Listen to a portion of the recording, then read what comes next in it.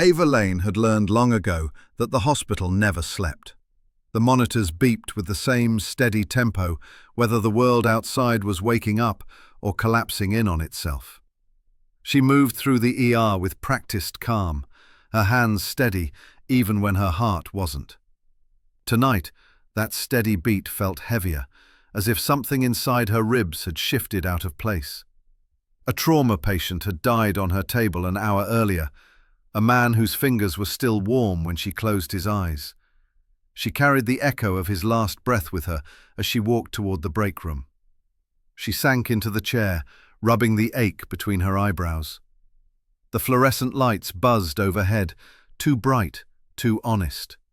Exhaustion slid through her bones like cold water. Her phone buzzed. Ethan had sent a message 2 hours ago. "Working late again? Don't wait up." She stared at the words. He used to send heart emojis, full sentences, warmth. Now the messages read like receipts. She typed, "Be safe." He didn't reply. Dr. Sanders passed her in the hallway and paused. "Long night?" "The kind that crawls under your skin," Ava murmured. He gave a sympathetic nod and kept walking. People always felt safe telling her things, trusting her with their wounds. She wished she knew how to hold her own. By 3 a.m., the ER had quieted. Ava walked outside to breathe air that wasn't filtered through vents. The night wind moved across her skin, sharp enough to wake every hidden thought. She hugged her arms around herself and watched the streetlights flicker. Ethan had been different for months.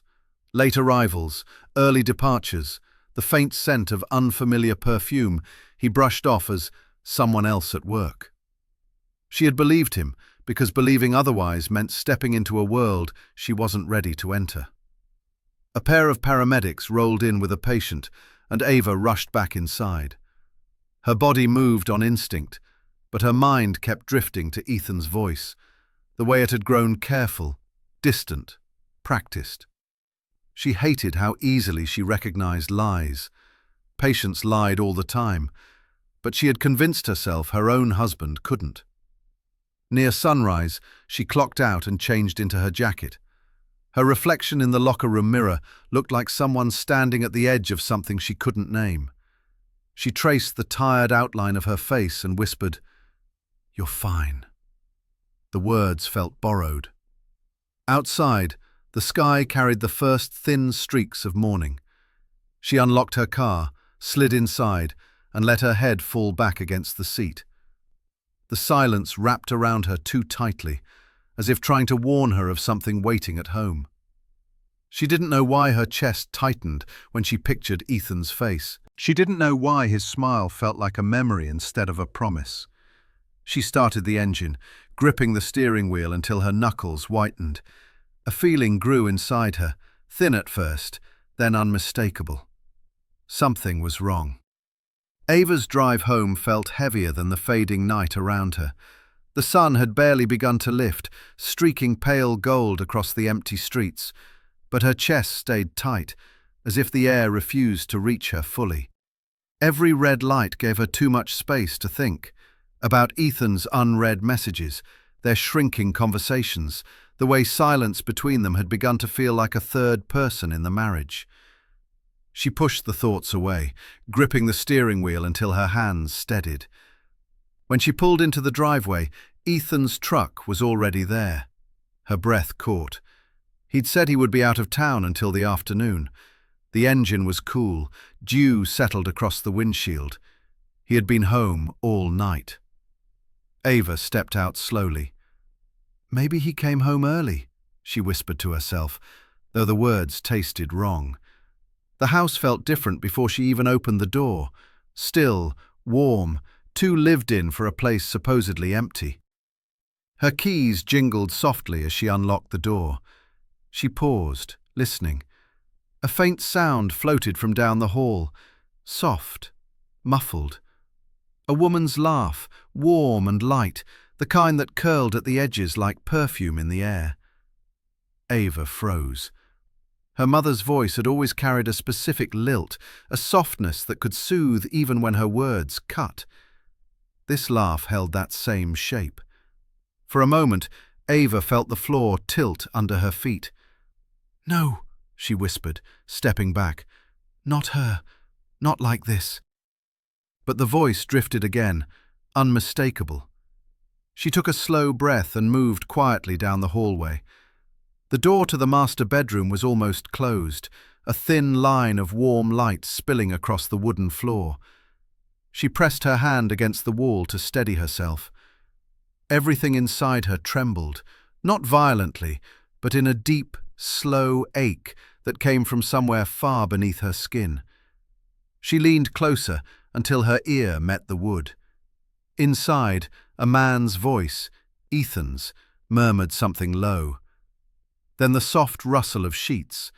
Then her mother's voice again, closer this time, breathy, intimate, as if she had forgotten the world outside the closed door. Ava's stomach twisted. She felt herself drifting in and out of the moment, as if her mind couldn't decide whether to collapse or sharpen. She wanted to scream, to burst in, to tear the entire room apart. But another part of her couldn't move at all.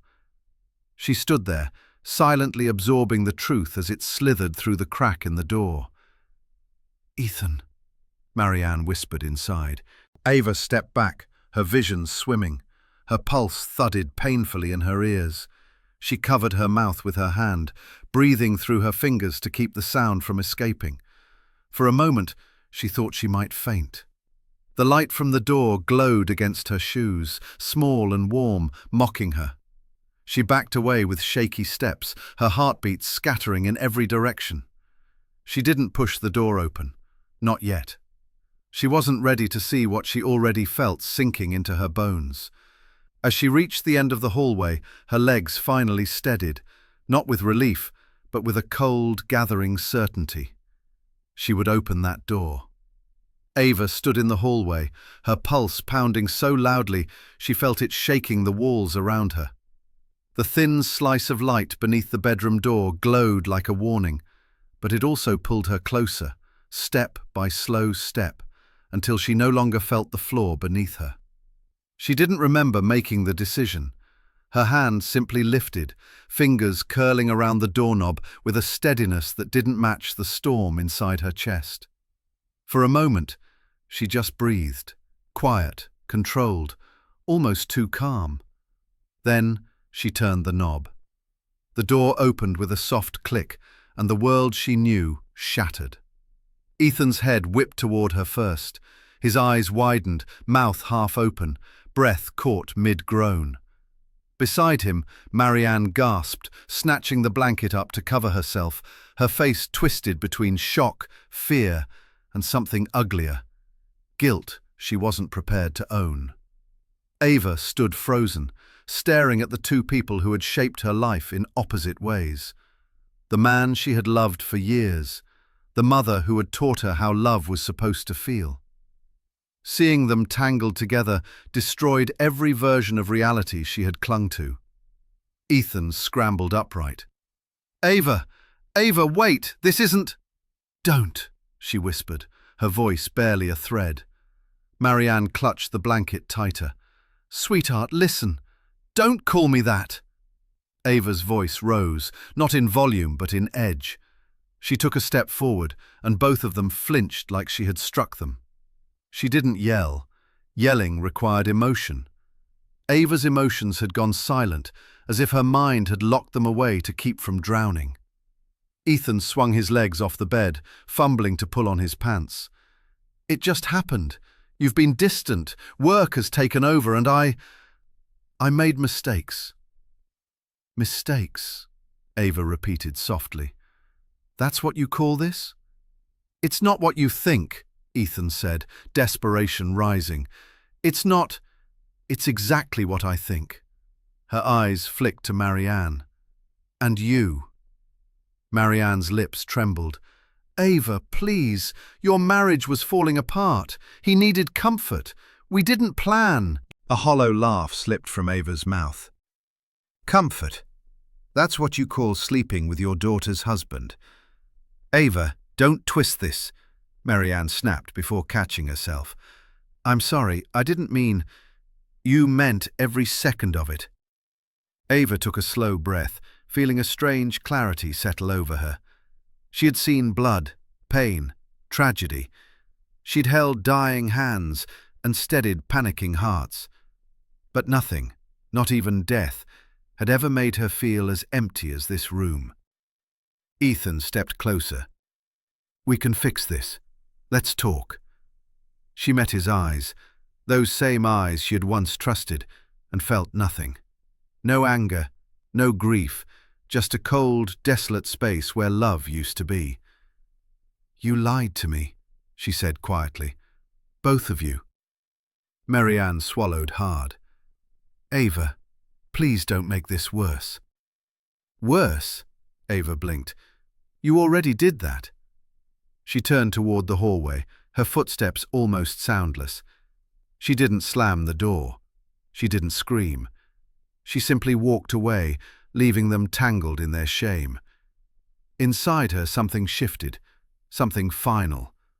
The part of her that forgave, that explained, that understood, fell away. She felt a new version of herself forming, carved out of betrayal and silence. Behind her, Ethan called her name. Marianne whispered something frantic, but Ava kept walking until their voices faded. In the kitchen, the stillness pressed around her. She rested her hands on the counter and closed her eyes, drawing in a long, even breath. She wasn't breaking.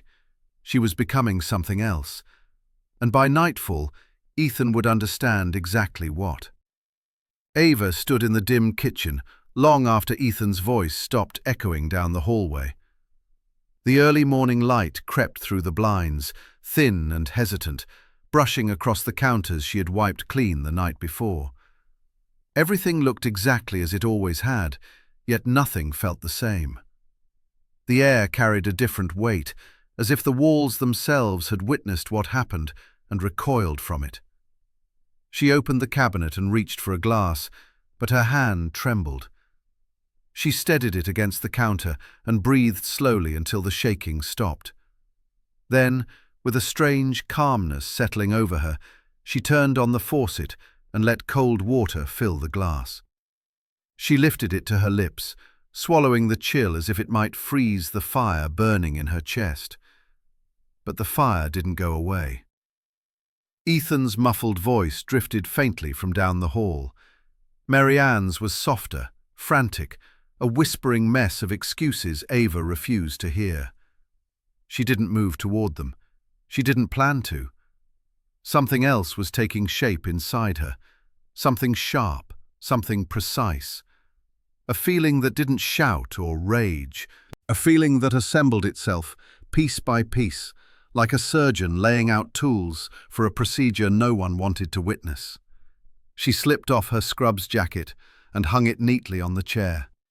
Her mind moved to the supply closet at the hospital, to the medications she had access to, the ones she had signed out dozens of times without anyone questioning her. She knew doses, she knew reactions, she knew what would sedate a grown man into stillness. Ava walked to the living room and sat down slowly, clasping her hands together. The house hummed around her, a soft vibration she had never noticed before. She stared at the framed wedding photo on the shelf, Ethan smiling wide, her mother's hand resting proudly on Ava's shoulder, both of them glowing as if they were pillars of her world. She rose and took the photo frame in her hands. Her reflection stared back from the glass, eyes hollow, cheeks tight, a stillness that didn't belong to the woman she used to be. Without flinching, she placed the frame face down on the table. Her phone buzzed. A message from the hospital. We need you tonight if you can cover another shift. She typed back, I'll be there. She didn't know why she accepted. Maybe she needed the normalcy to anchor her. Or maybe she needed access. When she arrived at the hospital later, everything felt hauntingly familiar.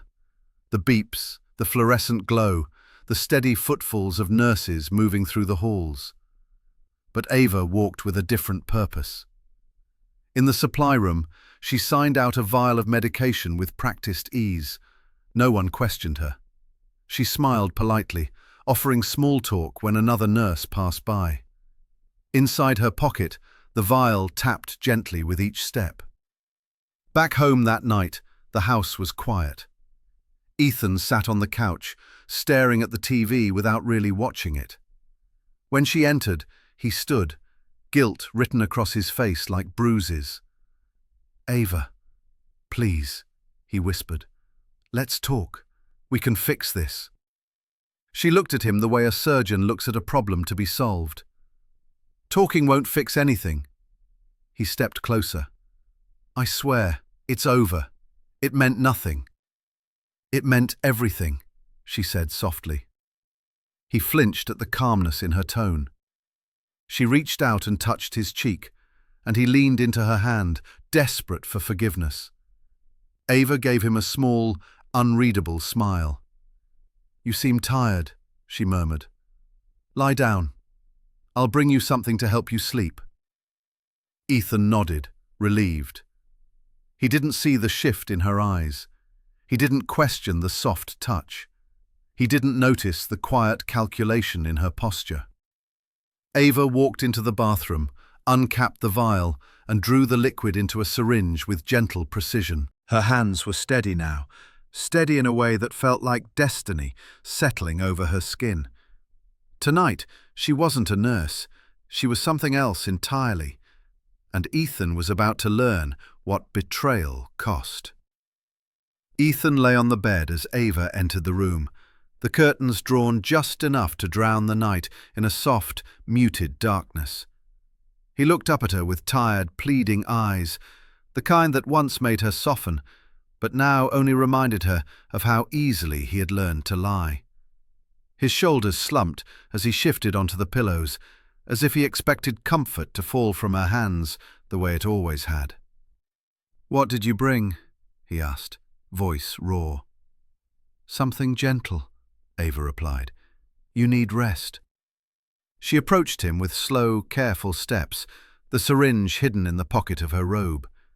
Ethan watched her move, unaware of the distance growing between her outward calm and the storm burning beneath her skin. She sat beside him, brushing a strand of hair from his forehead. He closed his eyes at her touch, eager for forgiveness he hadn't earned. "You don't have to do this," he whispered. "You don't have to take care of me tonight." "I know," she said softly, "but I will." She waited until his eyes opened again before she withdrew the syringe. Ethan's breath hitched, confusion crossing his face. "Ava, what's that?" "Just something to help you sleep," she said. He sat up slightly. "That looks strong. You trust me, don't you?"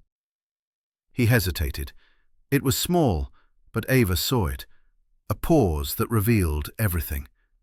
Still, he forced a nod, trying to appear brave under the weight of his own guilt.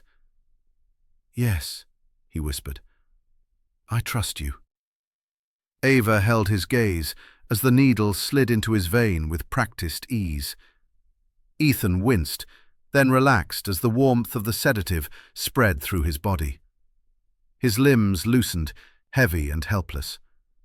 The room fell silent, except for his slowing breath.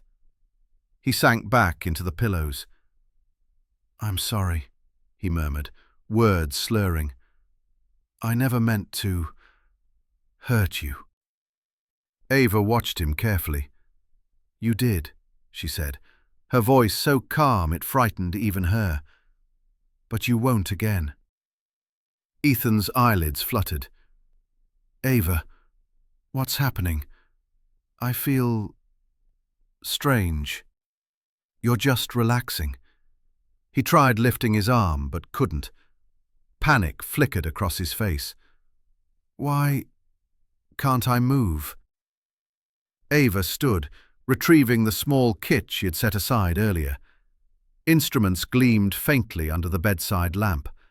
Scalpel, sutures, gauze, things she had used to save lives. Tonight, they served a different purpose. Ethan's voice broke. "Ava, please, please talk to me." She pulled on gloves with slow, deliberate movements. "I am talking." He swallowed hard, tears forming. "I messed up. I know I did. But this, whatever this is, you don't have to do it." Ava leaned close, her face inches from his. "You took something from me," she whispered. "Something I can never get back." "I'm sorry. Saying sorry doesn't undo betrayal." He struggled to breathe as she lifted the scalpel. "Ava, don't. Please. Please." She placed a hand on his chest, soothing him as if preparing a patient. "I won't let you die," she said, "but you won't walk away untouched." He sobbed, his voice fading as the sedative tightened its grip. "Ava, please, don't." But Ava moved with a focus that felt carved into her bones. Her hands remained steady as she worked, each motion precise, each cut deliberate. Ethan's pain came out in muffled groans, weak and broken. His eyes widened in terror, but he could not move, could not stop her, could not reverse the choices that had led him here. When it was done, Ethan lay trembling, barely conscious, tears streaking down his face. Blood pooled beneath him, dark against the sheets. Ava pressed gauze, stitched carefully, cleaned the area with a tenderness that felt crueler than rage. "You'll survive," she murmured. "You'll live with the reminder." He sobbed, a sound she once would have rushed to soothe. Now it barely touched her. A sudden noise shattered the quiet. Marianne's voice. "Ava? Ava, what are you doing?" Her mother stood in the doorway, face pale, eyes wide with horror. She took one step inside before stumbling back, gasping. "Ava! Oh my God! What have you done?" Ava looked at her with an eerie calm. "You should leave." Marianne shook her head. "Ava, this is madness." Ava turned fully toward her. "Madness is what you both made of my life." Marianne backed away, hand over her mouth. I'm calling someone. I have to—" "Go," Ava said quietly, "before I decide you deserve the same." Marianne fled the house, screaming into the night. Ava stood alone beside the bed, breathing steadily as Ethan whimpered in pain. The choice was made. The line was crossed. There was no going back. Detective Riley Hart arrived minutes after sunrise, stepping past the flashing lights cutting across the lane home. Paramedics rushed Ethan toward the ambulance, his face pale, body trembling, voice barely audible beneath the oxygen mask. Riley followed the blood trail back inside, each step tightening something in her chest. This wasn't chaos. Every cut, every stitch, done by someone who knew exactly how to cause pain without crossing into death. In the kitchen, Ava sat at the table with her hands folded neatly. She didn't look up when Riley entered. "Ava Lane?" Riley asked. "Yes." "Do you know what happened to your husband?" Ava lifted her eyes slowly. "I do." Riley studied her calmness. "Did you do this to him?" Ava didn't answer immediately. She looked at her palms, rubbing her thumb over a faint smear of dried blood. "I stopped letting him hurt me." Riley pulled out a chair, lowering herself across from her.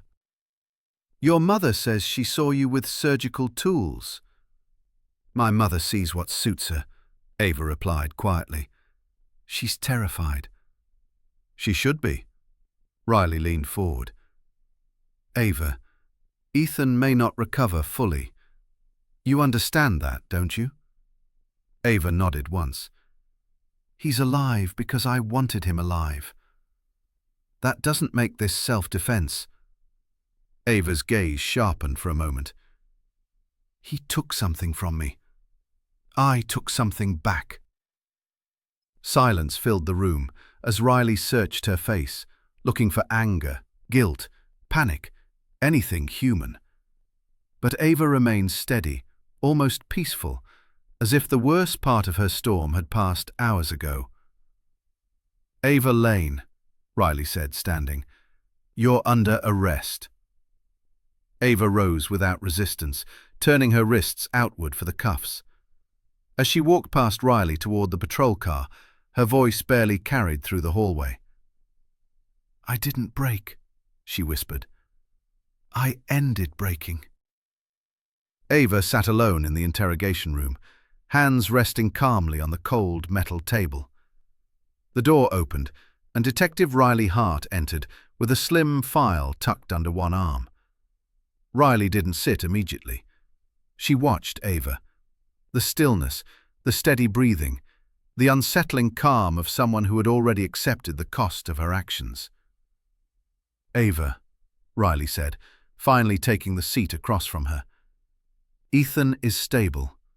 Weak, but stable. Ava blinked once. Good. He refused to name you. Ava's gaze remained steady. He's ashamed. Riley slid the file toward her. You understand he's not protecting you. He's protecting himself from the truth. Ava touched the edge of the folder lightly. There's nothing in there you don't already know. Riley leaned in. Why did you do it?